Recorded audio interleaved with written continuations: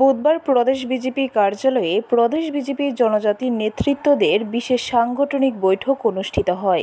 উপস্থিত ছিলেন মুখ্যমন্ত্রী ডক্টর মানিক সাহা, প্রদেশ বিজেপি সভাপতি রাজীব ভট্টাচার্য, মন্ত্রী শান্তনা চাকমা, মন্ত্রী বিকাশ দেববর্মা, প্রদেশ বিজেপি সংগঠন মহামন্ত্রী রবীন্দ্র রাজু সহ প্রদেশ বিজেপির বিভিন্ন স্তরে জনজাতি নেতৃত্বরা। এক সাক্ষাৎকারে মুখ্যমন্ত্রী ডক্টর মানিক সাহা জানান, বিজেপির ত্রিপুরা প্রদেশের জনজাতি নেতৃত্ব নিয়ে এই দিন বিশেষ সাংগঠনিক বৈঠকের আয়োজন করা হয়েছে। এই দিনের বৈঠকের মূল উদ্দেশ্য জনজাতিদের যে সকল সমস্যা রয়েছে সেই সমস্যাগুলি সমাধান করা এবং সেই বার্তা জনজাতিদের কাছে পৌঁছে দেওয়া।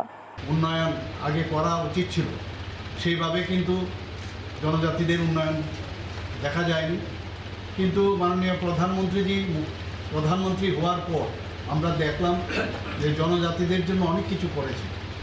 আমাদের রাজ্য ওনার যে আমাদের পথ দেখিয়েছেন, সেই হিসাবে আমরা ত্রিপুরা সরকার আমরা অনেক কিছু করেছি।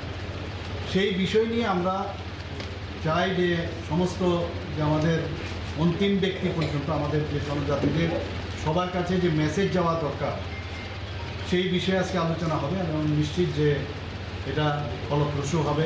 ব্যুরো রিপোর্ট, খবর ত্রিপুরা।